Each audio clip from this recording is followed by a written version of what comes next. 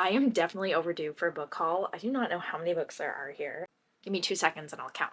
Okay, if I am not mistaken, I have 66 or 67 books sitting here that I have recently acquired, and I need to do a book haul so I can finally put these on my shelf. They've been sitting in semi-neat little piles in my office for ages. I did not get these all in one go. I've been slowly accumulating them over the last few months, and it is finally time that I share them with you and then find a place for them. Maybe and read some of them. I cannot wait to get to some of these. So, where do I want to start?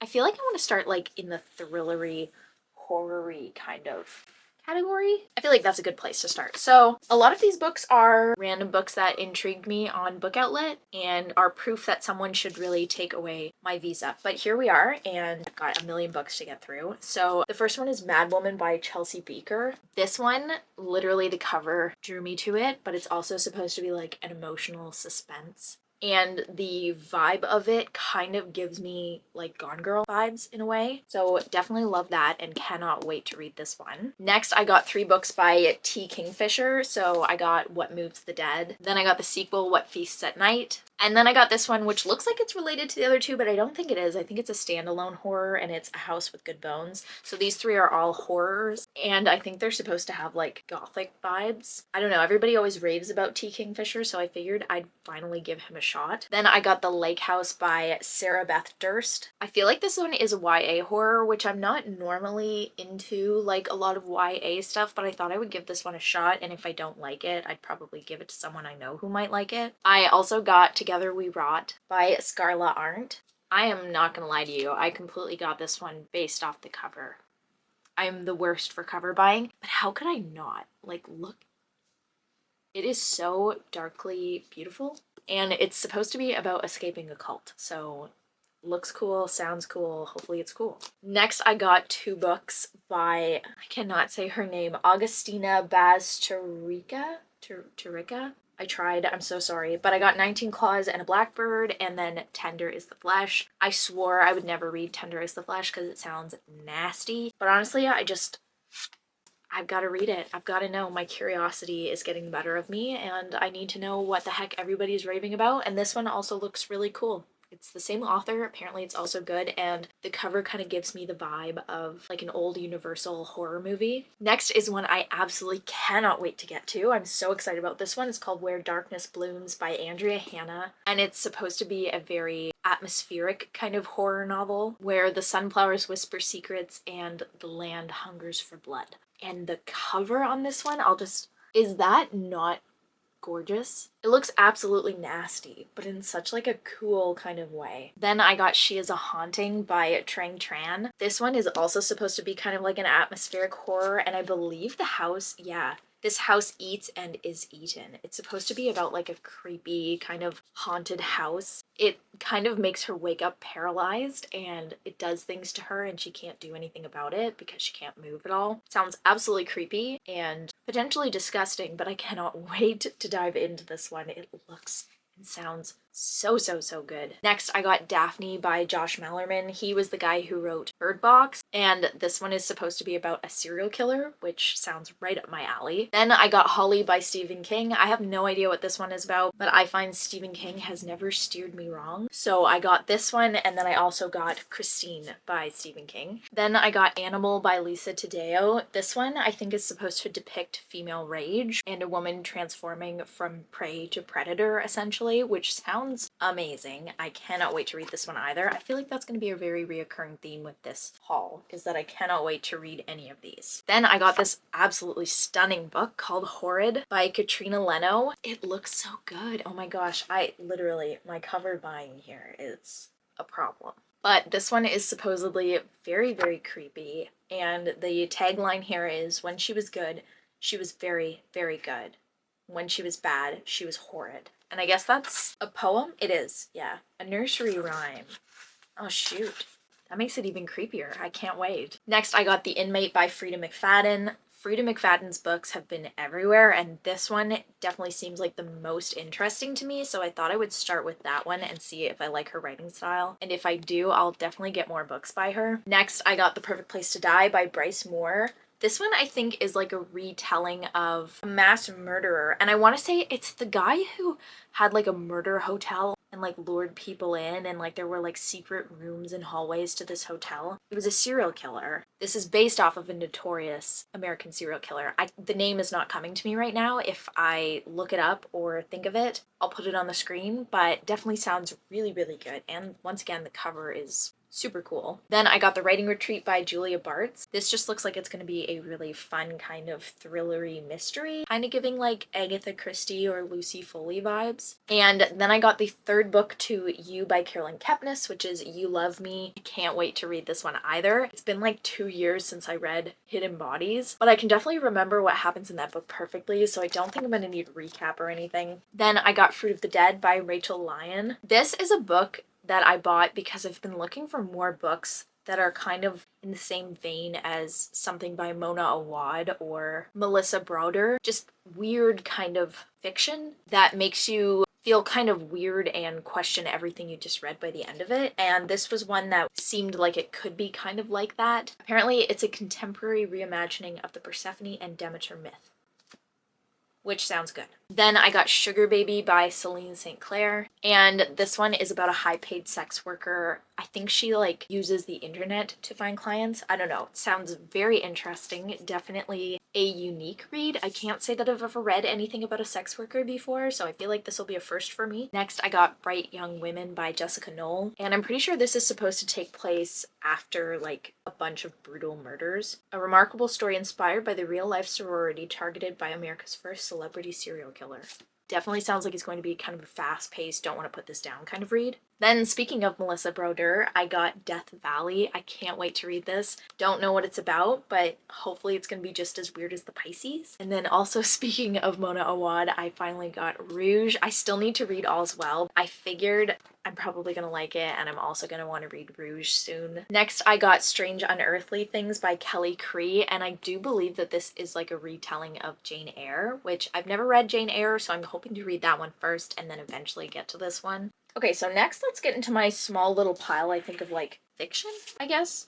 So this one is Love and Fury by Samantha Silva, and I think this one is from the perspective of a midwife who has seen some shit and is either retelling it or going through it again. I'm not entirely sure. I didn't really want to spoil myself for this one, and once again, I think I kind of bought it because the cover really intrigued me. I 100% judge books by their covers. Then I got If Cats Disappeared from the World by Genki Kawamura.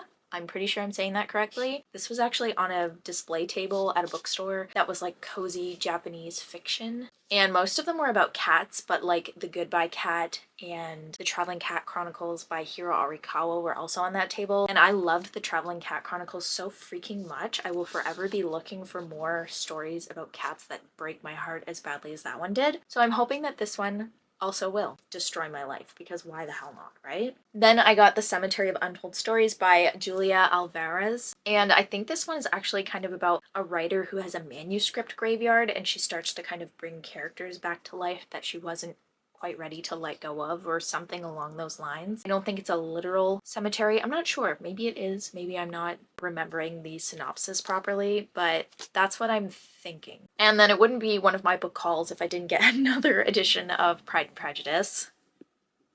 Oops. I saw this and I couldn't pass it up. It is so freaking beautiful with the sprayed edges. Now maybe romance. Maybe we'll get into some romance. So I bought the Dreamland Billionaires trilogy by Lauren Asher. So we have the fine print, terms and conditions, and final offer. Really hoping I like these. I really feel like I need to get into reading more romance because it's so much fun and I normally enjoy it a lot. It's just sometimes I can find it kind of cringy and it turns me off of it for a bit. I don't know. If you have any really good romance recs that aren't Tessa Bailey, please let me know in the comments. I don't mind if they're smutty or not smutty, YA, adult, new adult. Doesn't matter. I don't really have a preference. It's just Tessa Bailey's not really my gal. That's why I say please none of hers. That sounds horrible. Any Tessa Bailey that I've ever read is not my favorite, but I really loved like The Love Hypothesis. I liked the Christina Lauren novels that I've read. I feel like I don't read enough romance. I need some more in my life. So I also got Cold World by Alicia Thompson. This one just looks super duper duper cute. She has a to-do list a mile long and falling for her coworker isn't on it, yet somehow he's become her top priority. So I'm feeling the enemies to lovers kind of vibe, which is always a fun time. Then I got Funny Feelings by Tara Dewitt, and this one looks like more of like a lighthearted kind of rom-com, which I always love. Okay, not always, I usually love. And it also has blurbs by Rachel Lynn Solomon and Amy Lee. I've read books by both of those authors, and I liked both of them, so hopefully this is kind of in the same vein as those ones. I will take no judgment for this, but one of my guilty pleasures is the after movies. They're so bad they're good, okay? Don't come at me. But this box set was so cheap. Literally dirt cheap. I think I got it for 40 bucks. I am way past overdue for reading these. I know they've been out for eons, but I got the After series by Anna Todd, and I can't wait to read these. Hardin is such a toxic, horrible, horrible guy, but I can't help myself. I'm so sorry. Okay, I feel like I will next show you the fantasy that I purchased. I didn't get too much because I have so much fantasy on my shelves that I haven't gotten to yet. I really need to do that, but I did get a few. So I got this duology called Lake's Edge by Lyndall Clipstone. It's a very interesting name. And then this is the second one called Forest Fall. Can I just say that the guy, I'm thinking that's a guy on the cover of this one, looks like Aragorn from The Lord of the Rings, so that's nice. But the synopsis of this kind of reminds me of Gothicana. I feel like it's not going to be exactly like that. I feel like that one is probably more gothic than these, and these are more leaning into the fantasy kind of element, but we love a good romantasy. Then I got Bookshops and Bone Dust by Travis Baldree, and this is the sequel slash prequel to Legends and Lattes, which I really need to get to, and I have no business buying this book because I've never read Legends and Lattes, but I bought it anyway, and I'm really hoping I like the first one. Then I got A Day of Fallen Night by Samantha Shannon. I think once again, this is a prequel to The Priory of the Orange Tree, which I also have not read, and I also have no business buying this freaking book. I already put a disclaimer that somebody needs to frickin' take away my wallet, so... Okay, and then I got these at a secondhand bookstore, and they're like old editions of The Hobbit. Let me see if I can zoom in there. Look at that. Ugh. And they're such worn out copies, but that's what gives them such character. So I also got these old editions of The Lord of the Rings. I love old books, and I'm so happy to be adding these to my collection. The only thing that kind of scares me about getting used books sometimes is the thought of like bookworms or book mold potentially coming with them, but these ones, it was a risk I was willing to take because they are just too precious to pass up. Then I got these editions of The Fellowship of the Ring and The Return of the King. I know it's kind of weird that I didn't get the Two Towers, but I thought that these were different editions than what they turned out to be. When I got them in the mail, I realized that they were not the ones that I ordered, but I didn't have these ones, so I decided I wasn't going to return them. I'd just keep them and eventually find the Two Towers that also comes in the matching cover of these. And then I also found this in a used bookstore, and it is a stunning edition of The Lord of the Rings that like goes with the Peter Jackson films, and like they have pictures on the backs from the movies. I nearly screamed when I found these. Like, oh, is that not beautiful? And there's little Bag End. Oh my gosh. I've definitely put them out of order because tell me what that says. I don't freaking know. Niclot. Yep. I have so many books here, and honestly, to me, this is like the most exciting thing that I got just because of how unique it is, and it is in mint condition, and I only paid 20 bucks. Ugh! Oh my gosh, it's no longer in mint condition. I felt like I was robbing the place that I got this from. I am so excited about that. I've had it for like a couple months, and I still cannot believe that that is part of my collection now. Okay, we don't have too much more to go, so I think I'll do poetry next and then end it with graphic novels. I feel like that would be kind of a fun way to end it. So First off, I got Where Hope Comes From by Nikita Gill. I read a collection by Nikita Gill, I think last year or the year before, and I really enjoyed it. So, oops. I was really looking forward to, ooh, it's illustrated. Look at that. That is so pretty. Okay, well that's really exciting. What was I saying? Oh yeah, I was looking to get more by Nikita Gill, and I found this one. And I also got These Are the Words by Nikita Gill. Fearless verse to find your voice. I think it's supposed to be like a feminist kind of collection. Sounds like a really fun time. Then I got Pretty Boys Are Poisonous by Megan Fox. I have no idea if this is going to be good or not, but it was on sale and I figured why the heck not give it a shot. I might really like it. Then I got Ceremony by Brianna West, and I think this is supposed to be a collection about being imperfect and loving yourself just the way you are. That's kind of the vibe I'm getting from it anyway. Then I got A Gentle Reminder by Bianca Sparacino. I think this is supposed to also kind of be that kind of love yourself, you're not perfect, but love yourself anyway kind of vibe. And then I got Home and Harmony by Whitney Hansen. These are very well loved collections of poetry that I always see everywhere, so I was super excited to find them on sale and figured I would give them a shot as well. And now we are into some graphic novels. I don't have too much here, but I do have a few and they all seem very interesting. So to start, I got the first and second volume of Ghost Lore, which looks oh so creepy and like it's going to be a really fun, spooky kind of time. Next, I got 10 Days in a Madhouse, and I do believe that this is supposed to be based on a real story. And then lastly, I got the Snot Girl trilogy, which I've had my eye on for quite some time, and I finally found all three at a very good price. So I decided to take the plunge and finally buy them. And they look like just such a fun, chill kind of vibe. I literally cannot wait to read any of these books. Oh my gosh.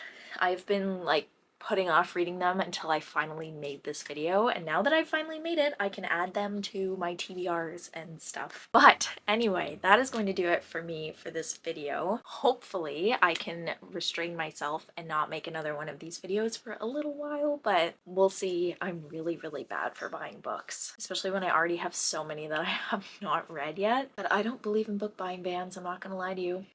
Life is short, so buy those books. But anyway, I hope you have a great rest of your week and happy reading.